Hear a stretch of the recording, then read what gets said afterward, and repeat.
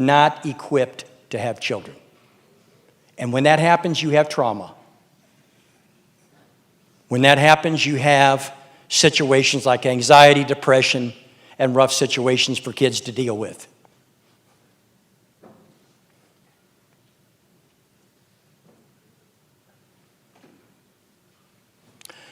I love this one when I get parent groups.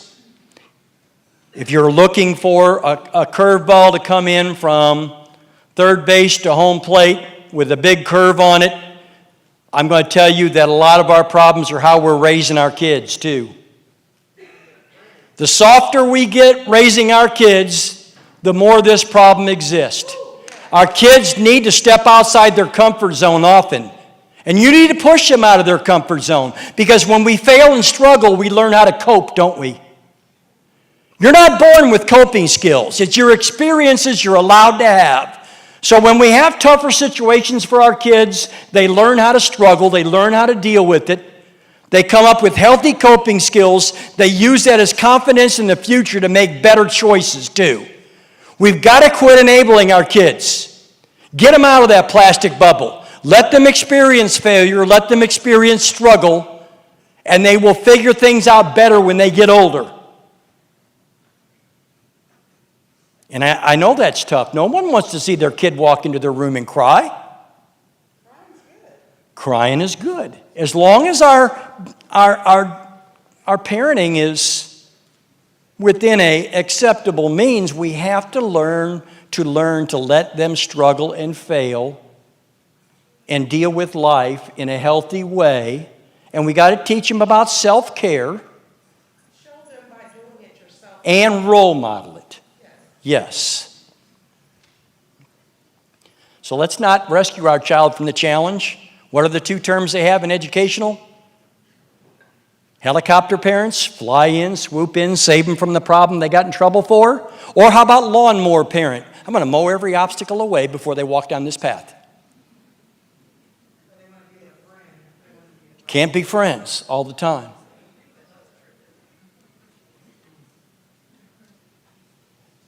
This is changing. We are getting more federal funding, but we're still way short versus the problem that we have. So I tell kids, let's learn to have fun without drinking, talk without cell phones, dream without drugs, smile without selfies, love without conditions. And if I could go back, I get asked this question by parents after my talk sometimes, what would you do differently besides the fact that I would not send my kid for a mental health issue to a family physician? I would send them to a specialist. God bless those family physicians. They do know a lot. They went through a lot of school. But if you have cancer, you don't go to your family physician, do you? If you have a compound fracture, you don't go to your family physician. Consider that when your kid struggles, it's like that or worse. Give them the special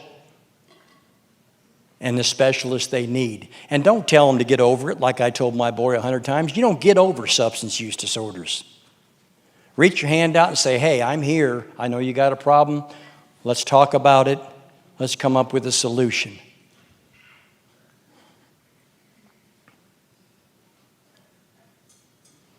Just represents what I said. Failure is one of the biggest teachers that we ever had. We've all been successful because we failed. For those of you that have had kids and lost kids like myself or struggle, I don't know if you've ever read David Sheff's book, Beautiful Boy. I suggest it. He went through this. It is an awesome book. You read the page and you're riveted and can't put it down because you're like, this is my story too. You did not cause the addiction. You cannot control it and you cannot cure it. But we sure as hell can work on preventing it, can't we? More dialogue, more education, more knowledge. The more knowledge we have, the better our choices are. The less knowledge we have, the poorer the choices. Okay, so that's the end of the talk there with the Columbia. They made me put that on there so they could promote. How do you get help? Yeah. So I've come to the end. I've got one more story. And yes, I did attend all the funerals of those 4 kids. Bright kids with bright futures. This young girl comes up to me. And this is the end of one of my first year's talks. It was at a at-risk health class they had set up in Jeff City. She says, Coach, she goes, you don't sugarcoat anything, and I have lived through everything you have talked about. And I said, what do you mean you've lived through everything? She's 15 years old. She's about 4'6". She's a little bitty. She looks like she's in third grade. And she goes, my mom has a methamphetamine addiction, and so does her boyfriend that lives with us, and my 2 older brothers do. And I said, wait a minute, you're living with 4 adults that have a severe substance use disorder. She goes, yes, I am. And I said, do you use? And she said, no. And I said, what has kept you from using? She said, well, you mean besides watching my mom overdose one time and putting Narcan in her? Besides watching my brother have a gun put to his head because he was a dealer too? Besides watching a brother get carted away in a police car for dealing? She goes, I have 2 3-year-old brothers that I'm raising because nobody else is around but me when I'm not in school. So she's a 15-year-old girl with 4 adults with substance use disorders and raising 2 3-year-olds. And I thought my life was difficult at 15 if mom didn't have the pants I like to wear to school ready. That was the extent of my tough age 15. And I said, are you okay? She said, yeah, I'm okay. She goes, you know, when you talked about Cody taking your TVs to the pawn shop, I keep my purse across the street in my friend's garage because my cell phone or money gets stolen by whoever's in the house at that time. She goes, I like coming to school because it's a break from that monotony and that problem. She goes, but I worry about what's happening to my 2 3-year-old brothers during the day, and I worry about whether mother is lying on the ground overdosing and I'm not there to give her Narcan. You think that girl had some PTSD living that life? She said, at 3 o'clock, Coach, I get on that sidewalk and I run that half-mile home like Usain Bolt. Ain't nobody in the Olympics could beat me home at 3 o'clock. I can't imagine how long that school day was with her with that stuff on her mind. And I started struggling. How can I help this kid? How can I help this kid? And I said, can I talk to somebody for you? She goes, no, because all they're going to do is they're going to Sesame Street me with that story you had, Coach. They're going to split me up into a foster home and take the 2 3-year-olds and do the same thing. She said, don't tell anybody. And I said, I promise I won't. And I thought, you know, I think I know this kid's father because of her last name. I said, so-and-so your dad? And she said, yeah, I know him. That is my dad. I said, how come you don't live with him? And she stopped and started crying. And I said, what did I say? She said, you didn't know. It's not your fault. I said, well, why are you crying? I can't live with my dad. He's raped me. Remember the invisible backpacks that I said kids walk in with every day? She's walking in with one that is fully loaded, isn't it? Yeah, we have a lot of kids walking into school like that every day. That's why we need more therapists at schools, more counselors. I've not done a talk, 760 of these in 11 years, that hasn't given me a similar story like that at the end of my talks. I've not had a talk where a kid didn't come up and told me they cut because of their trauma. Cutting is very common amongst our high school kids. That's their self-medication. That's their prescription pill. It's a way to let the emotion out. It's a way to deal with trauma. Anyway, I tell that story at the end of the kids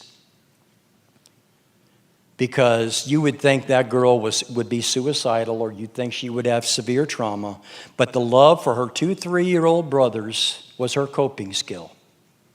See, love is a coping skill.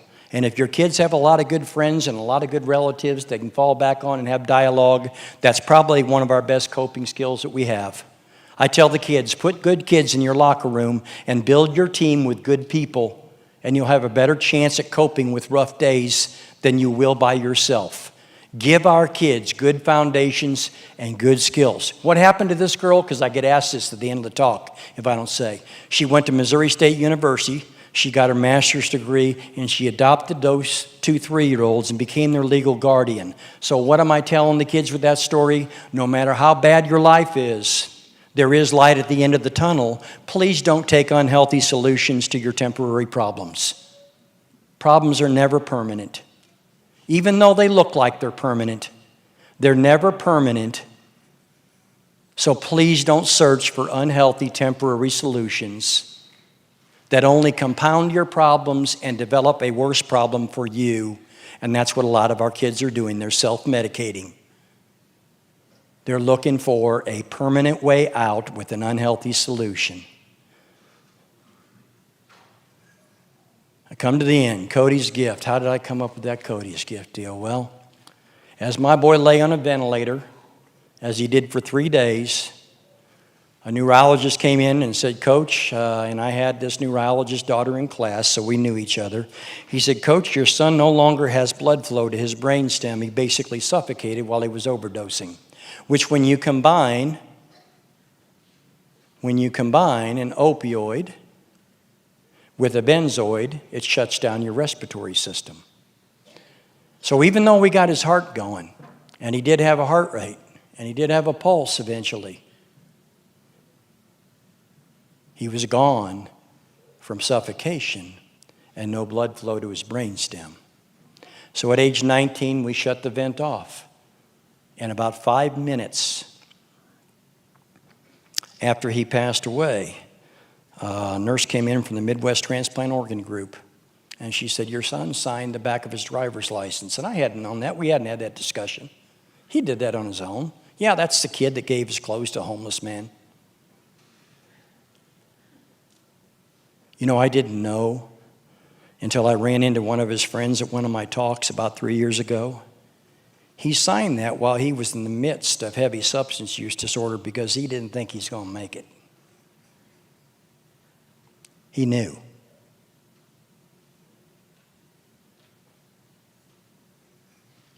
So his eyes went to a man that had glaucoma and wouldn't have eyesight very much longer. His lungs went to a person with cystic fibrosis that is doing well today and got their life extended because of the new lungs. A mom who had a 2 and a 4-year-old got his heart, so those 2 children have a mother that wouldn't have had a mother.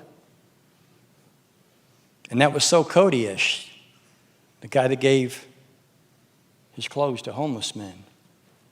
See, you learn to hate the addiction and still love the child, and that's what we have to remember when we're dealing with that situation. You guys didn't get Cody's heart tonight. You didn't get his eyes. You didn't get his lungs or liver or the 56 other people things that they got from Cody.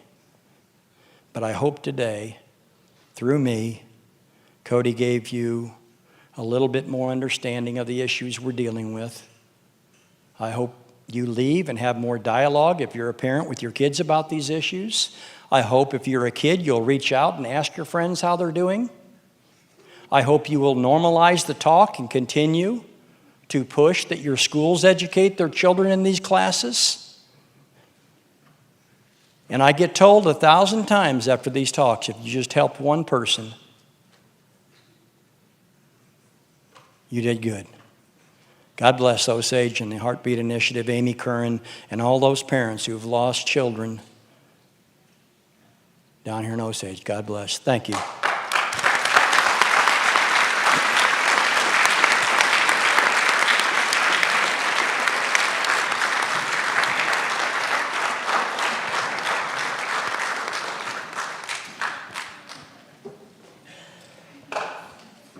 You're next.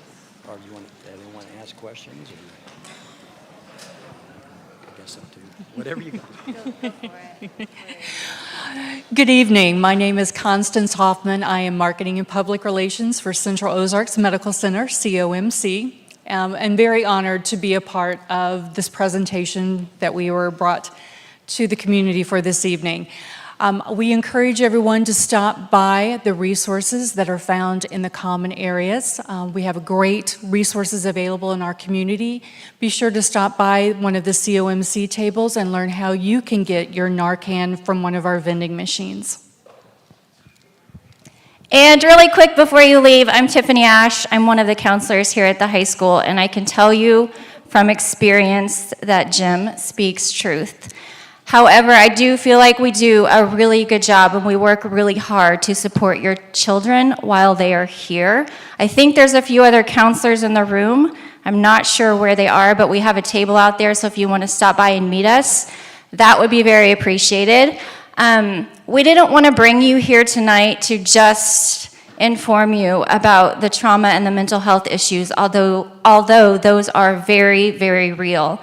We have noticed as we've talked about this issue and we've looked at Amy's research that our students really struggle the most once they leave us. So what that tells us is while they are here, they feel like, and hopefully they do have a support system. We have caring teachers. We have counselors who work really hard. We have a community who brings you speakers like Mr. Marshall, and for that we are thankful. But we have more resources, and we have growing resources, and our Commons is full of those resources tonight. We brought as many as we could get to be here. Given the circumstances of tonight, we are thankful for everybody that showed up, and that we hope that you'll go out and get to know your resources and also enjoy a free dinner. So thank you guys so much.